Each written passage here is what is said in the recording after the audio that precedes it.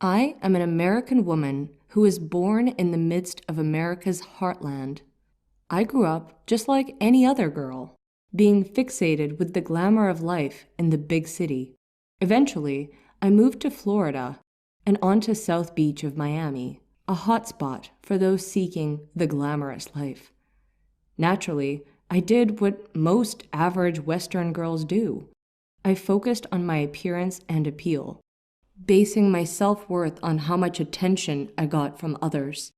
I worked out rigorously and became a personal trainer, acquired an upscale waterfront residence, became a regular exhibiting beachgoer, and was able to attain a living in style kind of life. Years went by only to realize that my scale of self-fulfillment and happiness slid down the more I progressed in my feminine appeal. I was a slave to fashion. I was a hostage to my looks. As the gap continued to progressively widen between my self-fulfillment and lifestyle, I sought refuge in escapes from alcohol and parties to meditation, activism, and alternative religions, only to have the little gap widen to what seemed like a valley. I eventually realized it was all merely a painkiller rather than an effective remedy. As a feminist libertarian and an activist who was pursuing a better world for all, my path crossed with that of another activist who was already at the lead of indiscriminately furthering causes of reform and justice for all. I joined in the ongoing campaigns of my new mentor, which included at the time election reform and civil rights, among others. But most importantly, I learned that it only takes faith to see the world as one and to see the unity in creation. One day, I came across a book that is negatively stereotyped in the West, the Holy Quran. Up until that point, all I had associated with Islam was women covered in tents, wife beaters, harems, and a world of terrorism. I was first attracted by the style and approach of the Quran, and then intrigued by its outlook on existence, life, creation, and the relationship between creator and creation. I found the Quran to be a very insightful address to heart and soul without the need for an interpreter or pastor. Eventually, I hit a moment of truth.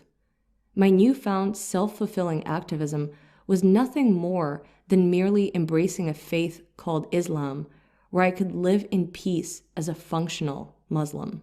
I bought a beautiful long gown and head cover resembling the Muslim woman's dress code, and I walked down the same streets and neighborhoods where only days earlier I had walked in my shorts, bikini, or elegant Western business attire. Although the people, the faces, and the shops were all the same, one thing was remarkably distinct: the peace at being a woman I experienced for the very first time. I felt as if the chains had been broken and I was finally free.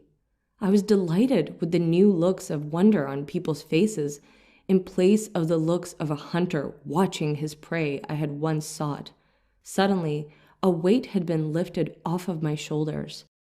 I no longer spent all my time consumed with shopping, makeup, getting my hair done, and working out.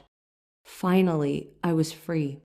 Of all places, I found my Islam at the heart of what some call the most scandalous place on earth, which makes it all the more dear and special. Today, I'm still a feminist, but a Muslim feminist who calls on Muslim women to assume their responsibilities in providing all the support they can for their husbands to be good Muslims, to raise their children as upright Muslims so they may be beacons of light for all humanity once again, to enjoin good, any good, and to forbid evil, any evil, to speak righteousness and to speak up against all ills, to fight for our right to wear hijab and to please our Creator, whichever way we choose. but just as importantly, to carry our experience with hijab to fellow women who may never have had the chance to understand what wearing hijab means to us and why do we so dearly embrace it. Willingly or unwillingly, women are bombarded with the styles of dressing and little to nothing, virtually in every means of communication everywhere in the world.